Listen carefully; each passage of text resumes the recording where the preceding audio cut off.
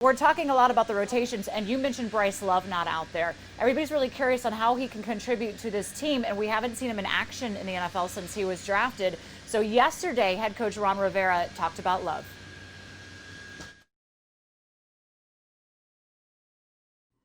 Really do appreciate how hard Bryce has worked in the offseason in terms of his rehab program, and from where he's come, it's been amazing to watch. He's done a great job. Very smart, bright football player, loves the game, works hard at it. He's a guy that's multidimensional. I mean, at Stanford, he didn't have to do a lot of routes and pass catching, but he's very capable, and we're beginning to see that. So this is a guy that could be an every down back for you. He's an explosive, dynamic player. Good quickness. He's exciting with the ball in his hands. So we'll see how he continues to progress and get better. And he has an opportunity to help him contribute on this football team, though.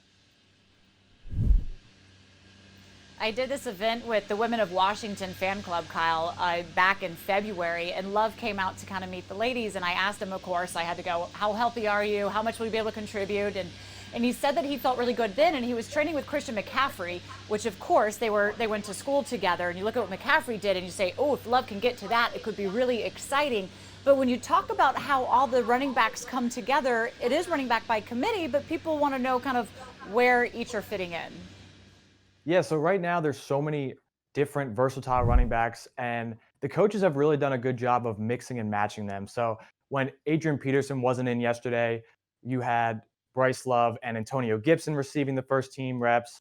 Today, Bryce Love was out, so you had Antonio Gibson, you had some Peyton Barber, you had Adrian Peterson.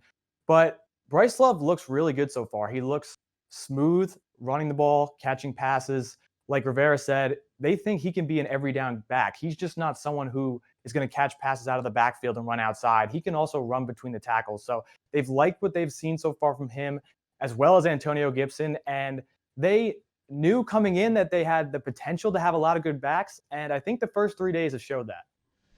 We're going to talk with Antonio Gibson a little bit later in the show, and I asked him, where is he more comfortable? Is it receiving or running? So he'll bring that to you to see where he fits in on the offense.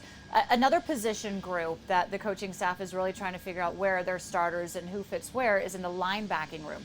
Kevin Pierre-Louis comes over from Chicago. He's entering his 7th season, and when he talked with the media, Kyle, you really heard that veteran leadership and presence that he had, and he was asked to break down the linebacking room. It was there to, let myself be known not just as a special teams player, but someone that can contribute significant time on defense. And then the competitiveness of the linebacker room also brought me here as well. There's a lot of guys that I admire over the years. TD was a guy who, my time with the Seahawks, I remember after a game one time I walked up and talked to him and told him how much I appreciate his game that I paid attention to. Reuben Foster, I've watched him in college, and I admired his physicality, and it's something that I wanted to be around to learn from as well. You got Bostic, who I've watched over the years. Once again, another physical side to side downhill playing linebacker, and Leak, who's reminds me of myself, not the biggest in stature, but his heart. You can see his heart on the field, and just each of the linebackers really are playing their role right now, making it competitive, making sure that we all show up, because at the end of the day, we are competing. This is camp. Like, this is a unit, Kyle, last season, and maybe even for the seasons before that, that didn't have the stability. They didn't really have the leadership of the playmakers or so, or they hadn't really emerged as you would like or needed them to be. To listen to KPL, it sounds like there's reason to get a little more excited about this room, but there's still, the coaches are working through their rotations. Yeah, I think there's a ton of reason to be excited. You have Cole Holcomb, Kevin Pierre-Louis, you have Sean Dean Hamilton, Thomas Davis, and the coaches have done a really nice job of rotating them through. So the first day you had John Bostic and KPL.